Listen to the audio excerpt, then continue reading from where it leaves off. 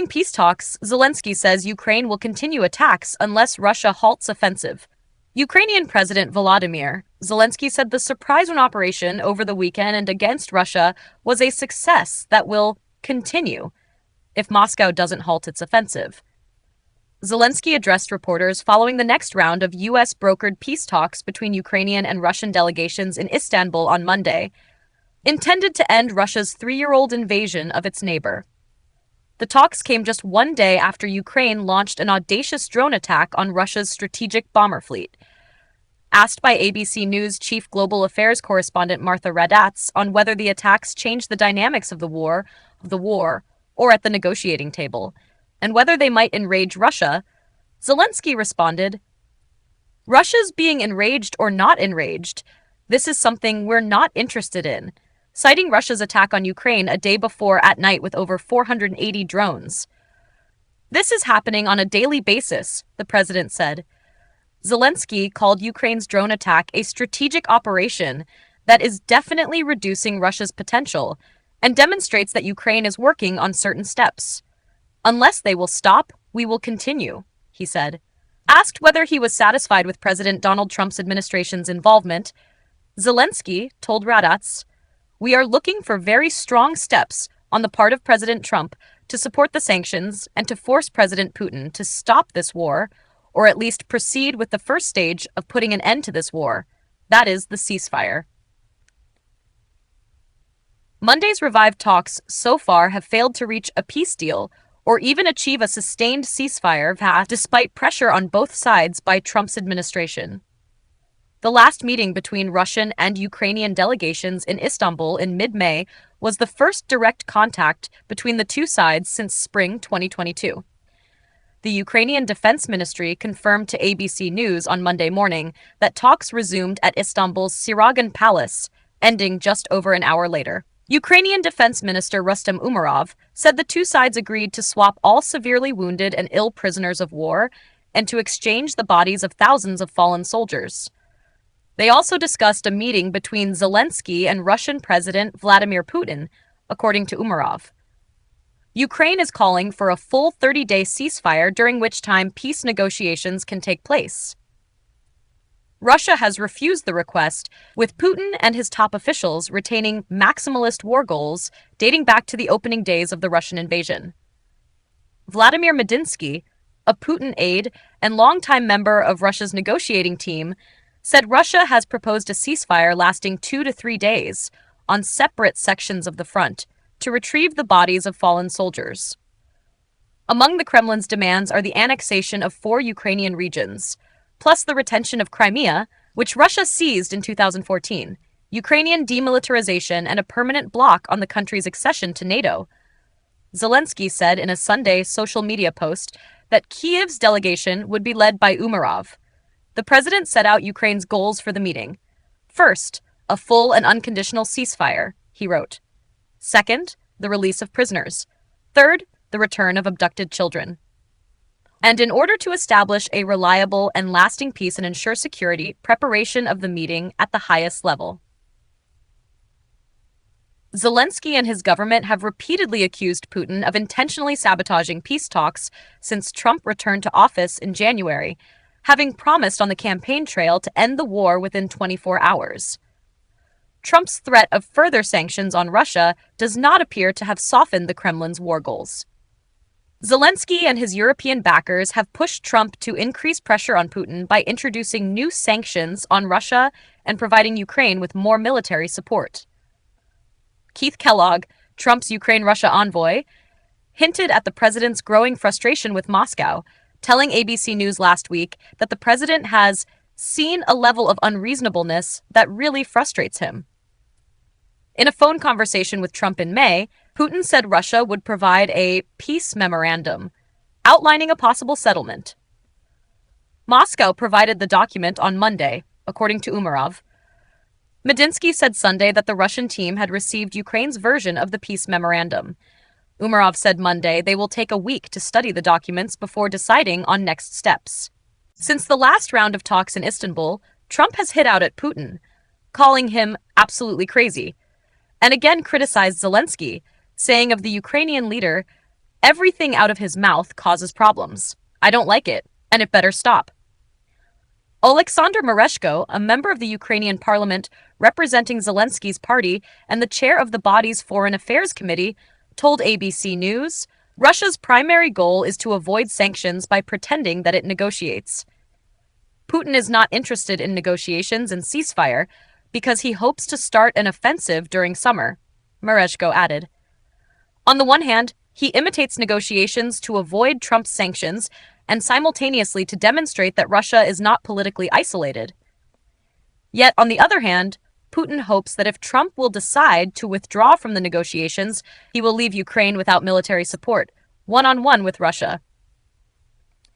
The talks come a day after Ukraine launched one of the most stunning attacks of the war, in what a source in the Security Service of Ukraine, SBU, told ABC News was an operation 1.5 years in the making. Operatives used attack drones concealed in containers, carried by trucks to attack strategic bomber bases deep inside Russian territory.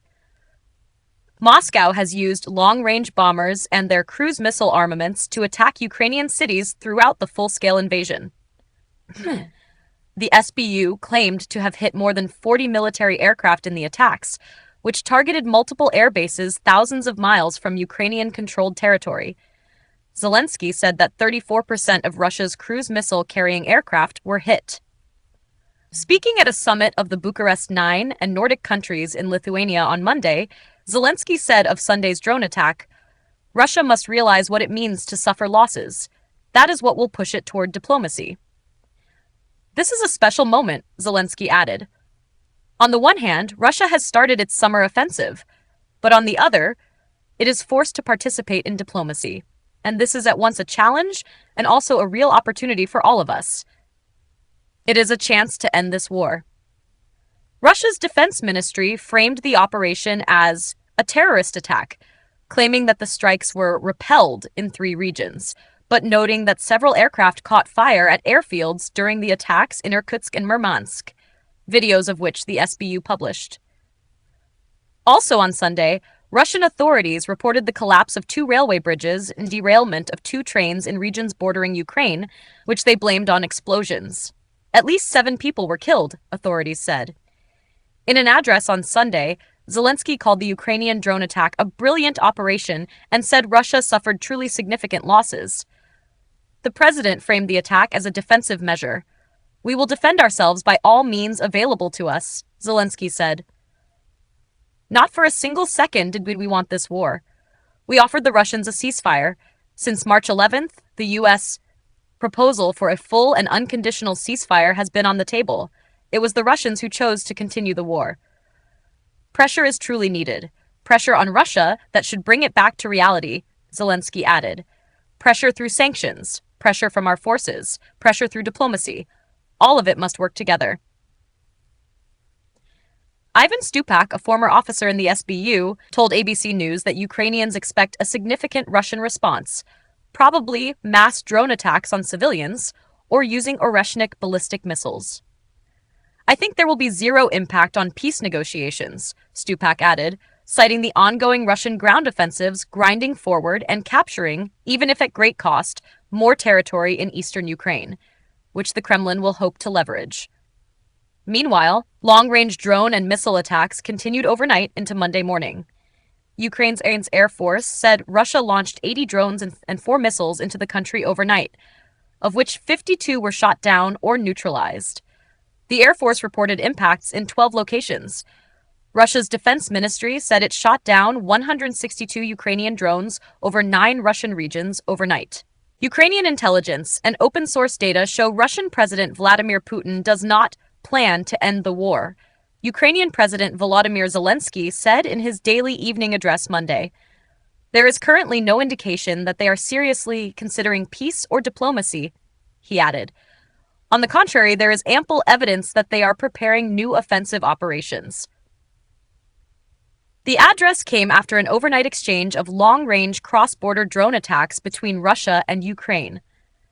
Ukraine's Air Force said Russia launched a total of 364 air attack vehicles, 9 cruise missiles, and 355 attack drones in the latest bombardment, All missiles and 288 drones were shot down or neutralized in flight, Ukraine's Air Force said. Impacts were reported in 5 regions and falling debris in 10 regions, it added. Russia's defense ministry, meanwhile, said its forces downed 128 Ukrainian drones over 12 regions from Sunday night into Monday morning.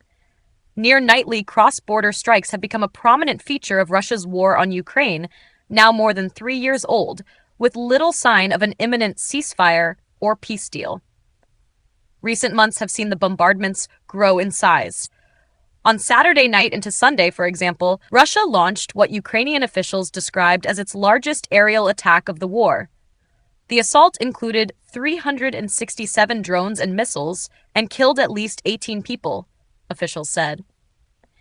The weekend attacks prompted Trump to rebuke both Putin and Zelenskyy on his social media platform on Monday. "I'm not happy with what Putin is doing," he wrote. "He's killing a lot of people, and I don't know what the hell happened to Putin. I've known him a long time, always gotten along with him.